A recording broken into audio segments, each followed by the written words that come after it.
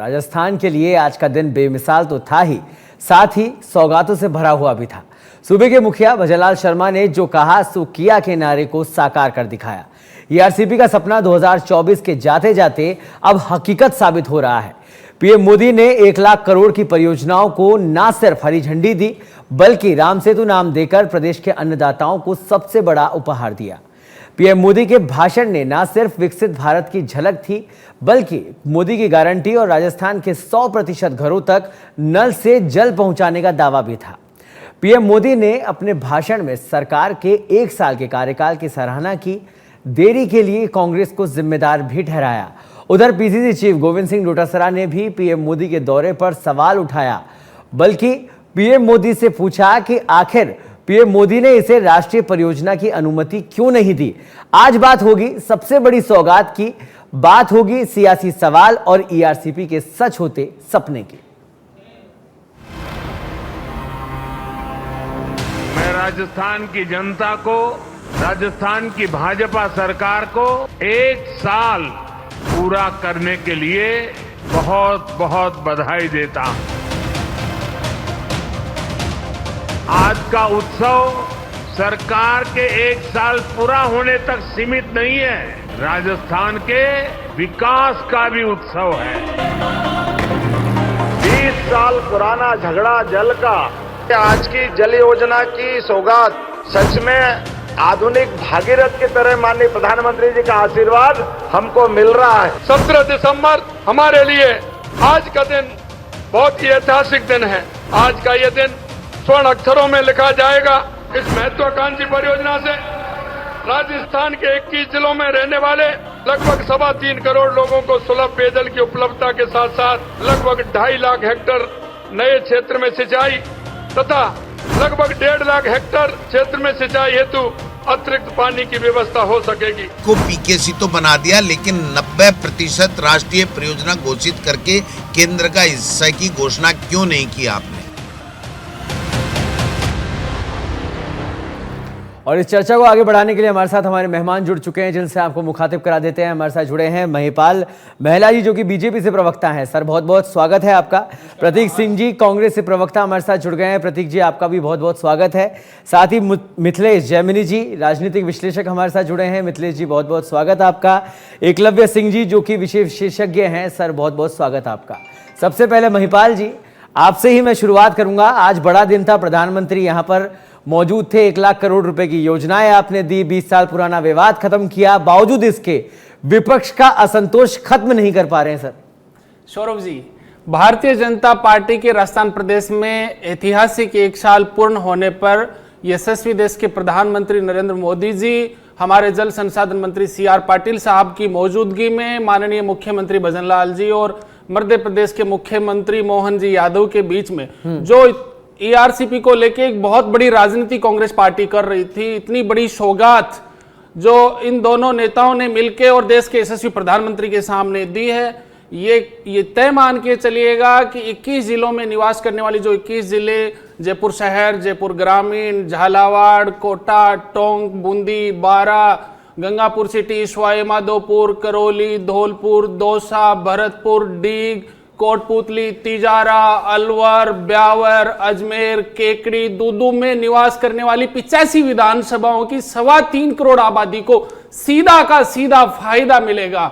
और ये तय मान के चलिएगा कि ये इतना बड़ा सौगात जो 1 लाख करोड़ से अधिक की जो सौगात आज हमारे देश के यशस्वी प्रधानमंत्री जी ने जो राजस्थान की जनता को दी है, ईआरसीपी का जो सपना था, प्रदेश की लाखों लाख की जनता जो उसकी साक्षी बनी है, भारतीय जनता पार्टी, कांग्रेस पार्टी, अन्य दलों को मत देने वाले लोगों में उसका बंटवारा नहीं होगा। इसका पूरा का पूरा लाभ 21 जिलों की 85 विधानसभाओं की 3.25 करोड़ आबादी को मिलने वाला है। पर मुझे बड़ा अफसोस और हंसी भी आ रही है कि कांग्रेस पार्टी ने जो इस पे जो प्रतिक्रिया दी है, कांग्रेस पार्टी को विचार करना चाहिए। जो उनका राजनीतिक रूप से जो कमजोर आंखों पे काला चश्मा चढ़ा हुआ है, मैं तो कांग्रेस के नेताओं से निवेदन करना चाहता हूं कि अपने काले चश्मे को उतार के पारदर्शी और पावर वाला चश्मा लगाइएगा, ताकि राजस्थान में जो विकास के कार्य हो रहे हैं वो स्पष्ट रूप से कांग्रेस पार्टी देख सके।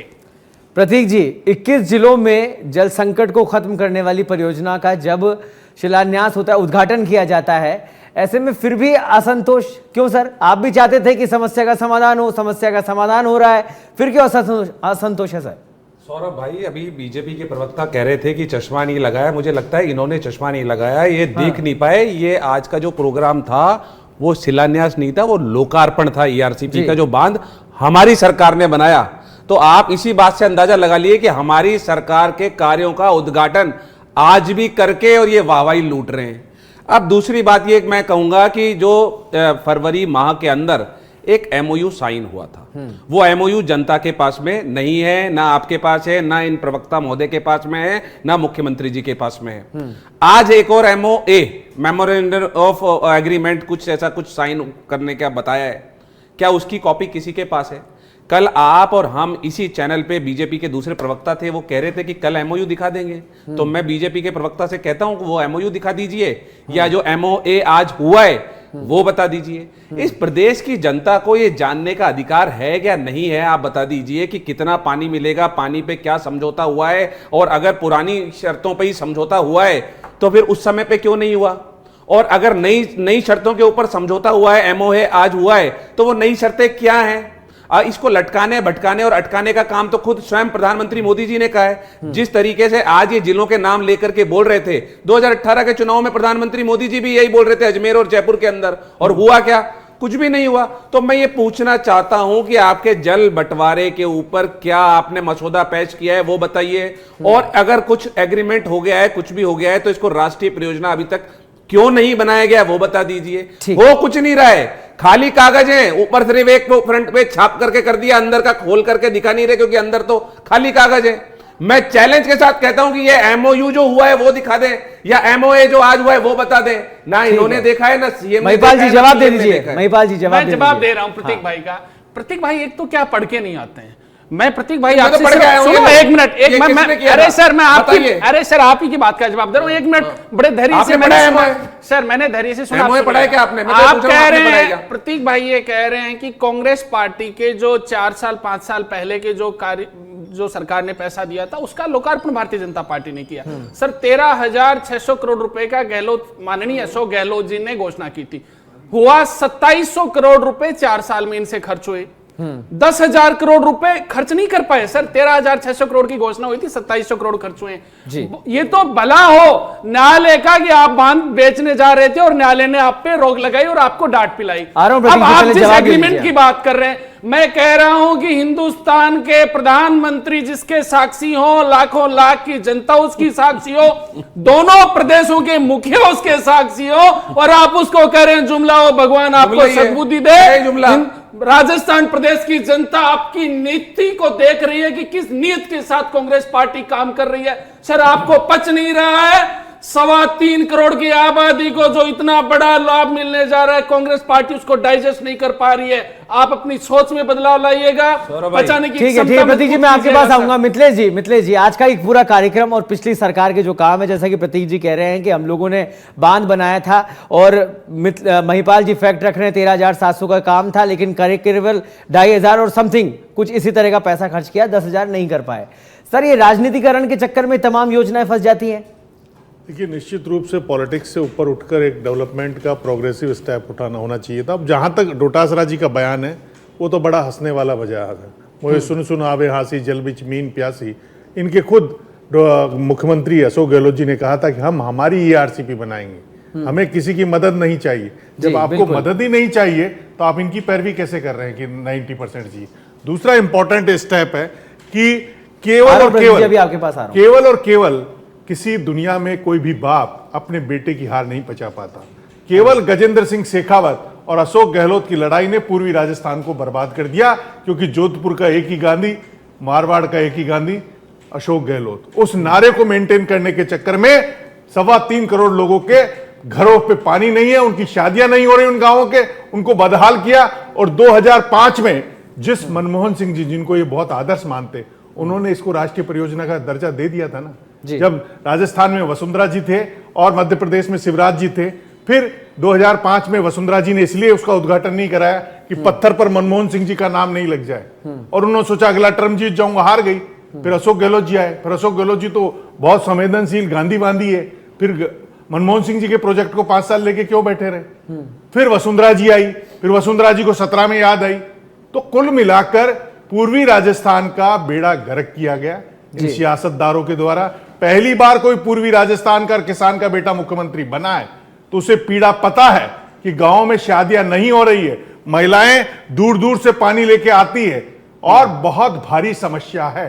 और जिस तरीके से मोहन यादव ने कहा कि जिसके भाग्य में श्रेय लिखना होता है उसी को श्रेय मिलता, उसी के हाथ से कर्म होते हैं, तो भजन लाल जी के ऊपर गोवर्धन की कृपा है और गोवर्धन महाराज ने आज इतना बड़ा काम करा दिया जो इतिहास में कोई नहीं कर पाया। प्रतीक जी, अगर कुछ बेहतर हो रहा है राज्य में, और जैसा कि आपकी तमाम सरकारें, तमाम जनप्रतिनिधि भी यही चाहते हैं कि समस्याओं का समाधान होना चाहिए, अगर हो रहा है तो सर उसका समर्थन होना चाहिए। मुझे नहीं लगता कहीं भी विरोध की गुंजाइश होनी चाहिए। कल और राजनीति सर लटकाती है कामों को। मैंने कल हम इसी मुद्दे पे बात कर रहे थे। मैंने कहा था आप मसौदा लेकर के आइए, दिखाइए अगर उन किसानों को उनके हक का पानी मिल रहा है, जनता को उनके हक का पानी मिल रहा है। तो मैंने तो कल कहा था कि मैं गर्ग साहब का धन्यवाद दूंगा, आज मैं महिला जी का धन्यवाद दे दूंगा, ये बता करके चले जाएं कि क्या उसके अंदर पानी का किस तरीके से डिवाइडेशन किया है। अब दूसरी बात, मिथिलेश जी सिर्फ कांग्रेस पार्टी को गालियां देने के लिए आते हैं और कोई काम नहीं है। मैं इनसे ये पूछ लेता हूं कि 1 साल हो गए, भागीरथी बड़े भागीरथी बता रहे हैं पूर्वी राजस्थान से आने वाले, 1 साल में बता दीजिए नया क्या काम चालू कर दिया ईआरसीपी के लिए,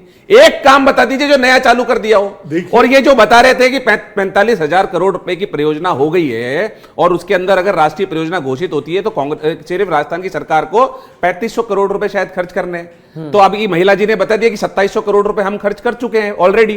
तो अब बचे कितने से 700-800 करोड़ रुपए तो बचे। अब बताइए, अब बीच में मत बोलिए, आपके बीच में नहीं बोला मैं आपके बीच में नहीं बोला।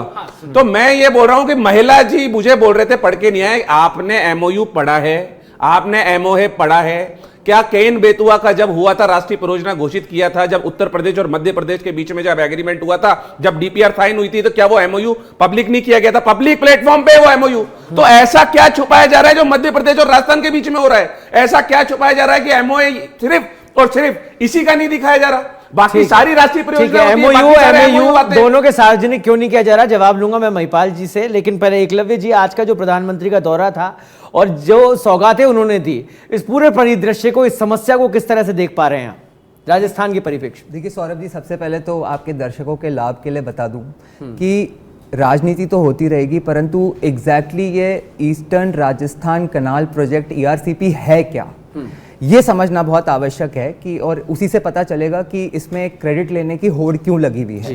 देखिए, हिंदुस्तान में अगर आप देखेंगे तो जो राजस्थान है वो भौगोलिक संदर्भ में सबसे बड़ा राज्य है।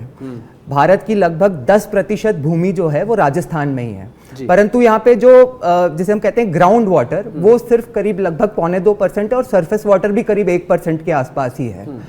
इस परियोजना से अगर इसकी सही इम्प्लीमेंटेशन होती है तो इसमें होना क्या है कि जो चंबल नदी है और उसकी जो पर्वती कन्नू जैसी ट्रिब्यूटरीज हैं, उसमें जो बारिश के समय जो सरप्लस पानी इकट्ठा होता है उसको हार्वेस्ट करके और राजस्थान के लगभग 20-21 जिलों में पानी और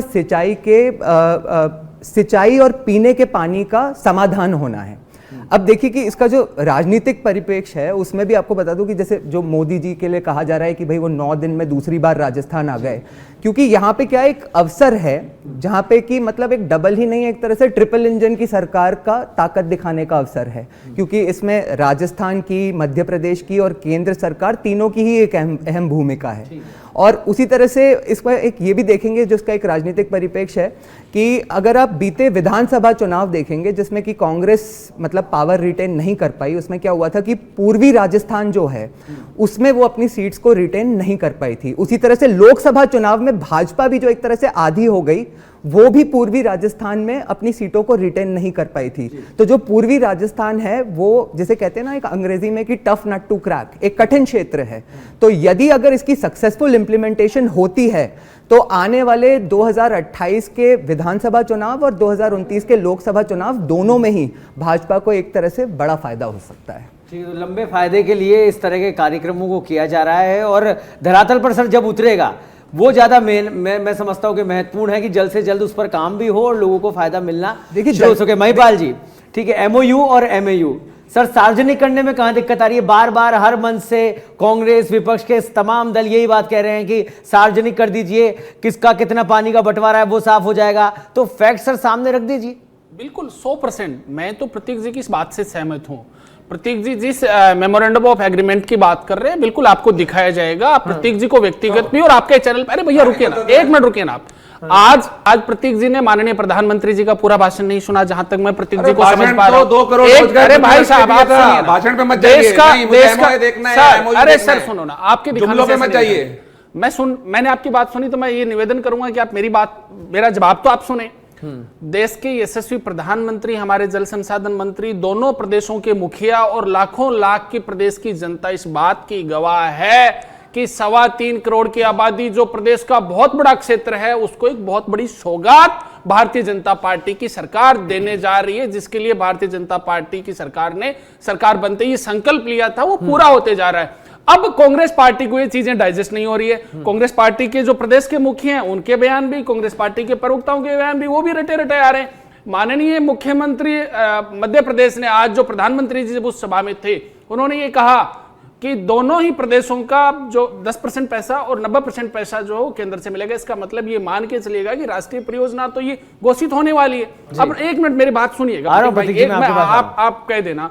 अब रही बात, ये बार बार जिस कागज की बात कर रहे हैं, जिस एमओयू की बात कर रहे हैं या जिस एमएयू की बात कर रहे हैं, मैं कह रहा हूं कि वो भी आपके सामने आएगा कि किसका कितना जल बंटवारे से लेके सारी चीजें। सर आज कम से कम इतना तो कांग्रेस पार्टी से हम उम्मीद कर सकते हैं कि इतना बड़ा प्रोजेक्ट जो कांग्रेस पार्टी नहीं कर पाई, भारतीय जनता पार्टी की सरकार ने आज सौगात दी है प्रदेश की जनता को। सर आप एप्रिशिएट तो करें। विपक्ष की यही जिम्मेदारी थोड़ी होती है कि सिर्फ नकारात्मकता नकारात्मकता नकारात्मकता। आप इस नकारात्मकता से बाहर निकले, प्रदेश की जनता के हित में जो फैसला हुआ है उसके साथ आप एप्रिशिएट करें। जी सौरभ भाई, मैंने अभी 2 चीजें पूछी थी। एक तो एमओयू फरवरी में हुआ था, वो आज 2 फरवरी आने वाला है, वो अभी तक नहीं आया। और वो जो एमओयू और एमओए जब सरकारों के बीच में नहीं है ना, जो सरकारों के बीच में जो एग्रीमेंट होते हैं ना, वो पब्लिक डॉक्यूमेंट है, वो इनकी कोई पर्सनल जागीर नहीं है। तो वो पब्लिक प्रॉपर्टी है, तो उसको पब्लिक प्लेटफॉर्म पे होना चाहिए। और वो पब्लिक डाउनलोड नहीं है अभी तक। एमओयू बता दीजिए कब आ जाएगा। चलिए, आप कल ही आपके एक प्रवक्ता बोल रहे थे कि कल दिखाऊंगा, आज दिखा नहीं पाए। चलिए, आज वो डिबेट में भी नहीं है। अब मैं आप दूसरी बात मैंने पूछी थी कि 1 साल हो गया, एक नया प्रोजेक्ट ईआरसीपी के लिए चालू किया हो तो वो बता जाएं। 1 साल हो गया, 1 साल का आज जश्न मना रहे थे मेरे ख्याल में मुख्यमंत्री जी।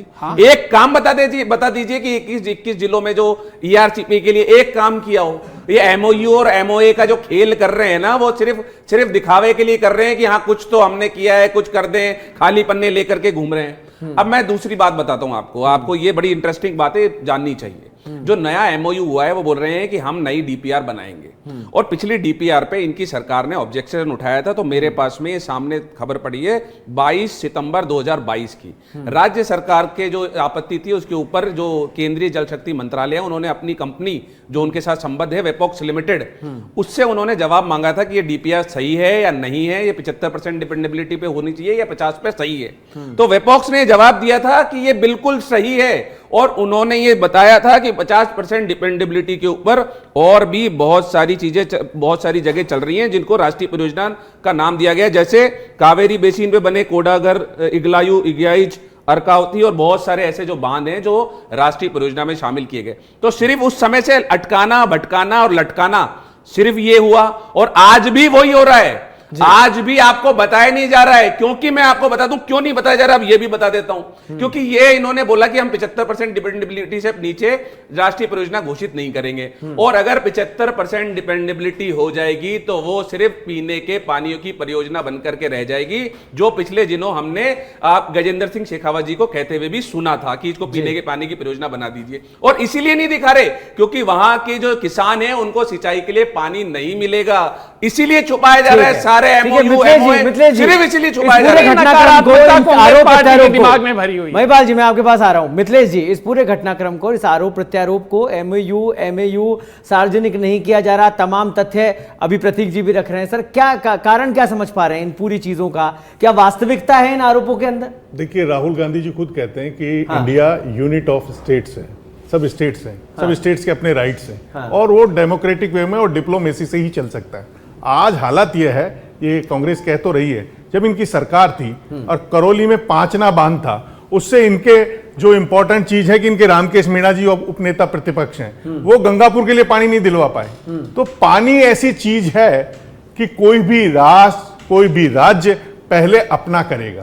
तो ये छुपा रहे, देखिए छुपाना और ये सारी चीजें ओपन, देखिए सब ओपन होगा, देखिए सब ओपन होगा, ये सब चीजें ओपन होगी जब डीपीआर बने। एक साल तो हो गया। देखिए ये सब चीजें आपने तो कुछ किया ही नहीं ना 2005 से लेकर। क्या नहीं किया हमने? ये बांध आज ये नोनेरा बांध, ये नोनेरा बांध पहले से प्रोजेक्ट में था जिसमें आपका पैसा लगा, यानी आपकी सरकार। अरे आपको पता भी नहीं है, अब आपको बता देता हूं काम चालू हुआ, सुन लीजिए, ये बता देता हूं आप तो काम कब चालू हुआ ये बता देता हूं, काम कब पूरा हुआ ये बता देता हूं। वो सब आपके टाइम हुआ। फिर तो ये तो बोलिए हमारे कामों का लोकार्पण हो रहा है, आपको लोकार्पण, सिर्फ कांग्रेस पार्टी को गालियां देते हैं। जो आपने प्रोजेक्ट की जिसने नींव रखी, जो कोई भी खूबसूरत इमारत बनती है उसकी ये ईंट जो रखी जाती है, जो तपे तपाए लोग होते हैं, जो मून मोक शहादत का लाल सेहरा पहनते हैं, वो लोग उसमें केवल किरोड़ीलाल मीणा ने आज कहा कि जब मैं जयपुर दौसा का जिला प्रमुख था तब मैंने ये प्रोजेक्ट दिया था और वसुंधरा राजे ने इसको बनाया।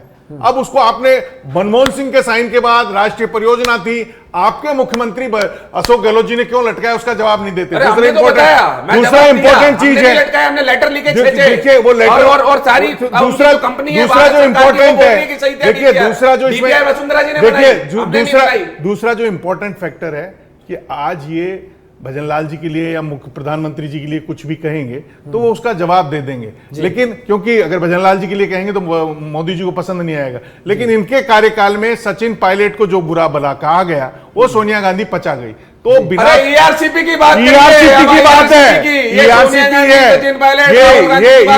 की बात है, कांग्रेस पार्टी को गाली देने का एजेंडा कांग्रेस का एजेंडा नहीं है, ये आपका कांग्रेस पार्टी को गाली देने का एजेंडा छोड़नी है। आप पत्रकार को निष्पक्ष होना चाहिए, सारी बातें।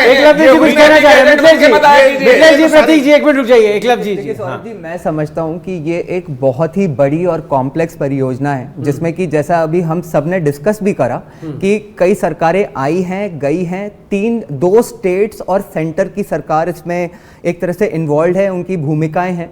तो मैं समझता हूं कि इसमें एक जब तक एक मतलब लास्ट मोमेंट तक इसमें फाइन ट्यूनिंग होती है, और मेरे ख्याल से जैसे ही इसका फाइन प्रिंट तैयार होगा तो वो एमओयू या एमओए को भी सार्वजनिक किया जाएगा। सर एक सेकंड, मैं तो कह ही रहा हूं ना सर कि नहीं हुआ है, लेकिन इंपॉर्टेंट ये है सौरभ जी समझना कि इंपॉर्टेंट ये होता है कि at the end of the day जो परियोजना है उसका एक जो लॉन्ग टर्म विजन होता है वो धरातल पे उतरना चाहिए और लोगों को उसका लाभ मिलना चाहिए, और यदि वो होगा तो ही इन सरकारों को लाभ होगा, नहीं तो विपक्ष को लाभ होगा। बिल्कुल ठीक है सर कि अगर परियोजना है और एक लंबी परियोजना है, बड़े क्षेत्र को लाभ मिलने वाला है, तो जरूर कुछ ना कुछ बदलाव उसमें होते रहते हैं। धन्यवाद तो दे दीजिए। और सबसे महत्वपूर्ण जो आपने बात कही, सबसे महत्वपूर्ण है कि समय पर धरातल पर भी पूरा काम, इस बात का धन्यवाद जो बांध बनाया आज जो हमने बनवाया, राम नाम रखा है, मोदी जी ने जो राम नाम रखा है ये बहुत इंपॉर्टेंट है, क्योंकि राम नाम से उन्होंने राम मंदिर बना दिया जो 500 साल से पुराना था।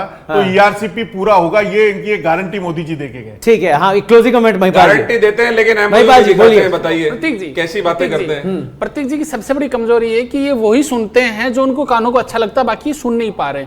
आपका मोटिव, अरे भाई सुनिए ना, जो लोकार्पण किया उसके लिए धन्यवाद तो दीजिए, हमने काम करवाया। भारतीय जनता पार्टी धन्यवाद दे दीजिए, आज जो लाखों करोड़ कांग्रेस की राजस्थान को सौगात दी है, कांग्रेस पार्टी उसको डाइजेस्ट नहीं कर पा रही है, और ये आपकी इतनी बड़ी कमजोरी। मैं कह रहा हूँ कांग्रेस पार्टी को डाइजेस्ट नहीं हो रहा है, इसलिए सारी चीजें आपकी बाहर निकल के आ रही है। ये आपका प्रेस्टेशन है बंधु।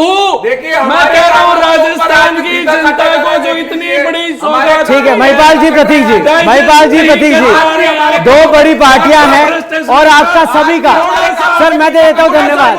महिपाल जी, प्रतीक जी रुक जाइए, मैं देता हूं सर धन्यवाद।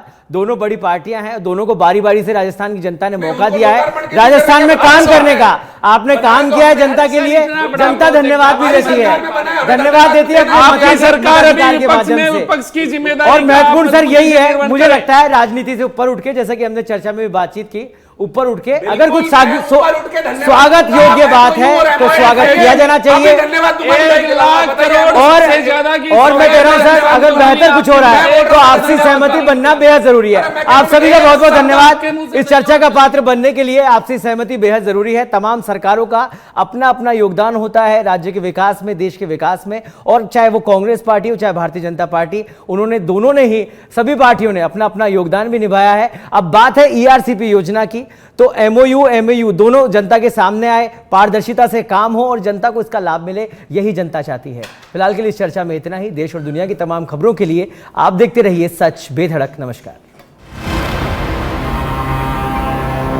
मैं राजस्थान की जनता को, राजस्थान की भाजपा सरकार को 1 साल पूरा करने के लिए बहुत बहुत बधाई देता हूं। आज का उत्सव सरकार के 1 साल पूरा होने तक सीमित नहीं है, राजस्थान के विकास का भी उत्सव है। 20 साल पुराना झगड़ा जल का, आज की जल योजना की सौगात सच में आधुनिक भागीरथ की तरह माननीय प्रधानमंत्री जी का आशीर्वाद हमको मिल रहा है। 17 दिसंबर हमारे लिए आज का दिन बहुत ही ऐतिहासिक दिन है। आज का ये दिन स्वर्ण अक्षरों में लिखा जाएगा। इस महत्वाकांक्षी परियोजना से राजस्थान के 21 जिलों में रहने वाले लगभग 3.25 करोड़ लोगों को सुलभ पेयजल की उपलब्धता के साथ साथ लगभग 2.5 लाख हेक्टेयर नए क्षेत्र में सिंचाई तथा लगभग 1.5 लाख हेक्टेयर क्षेत्र में सिंचाई हेतु अतिरिक्त पानी की व्यवस्था हो सकेगी। को पीकेसी तो बना दिया, लेकिन 90% राष्ट्रीय परियोजना घोषित करके केंद्र का हिस्सा की घोषणा क्यों नहीं की आपने?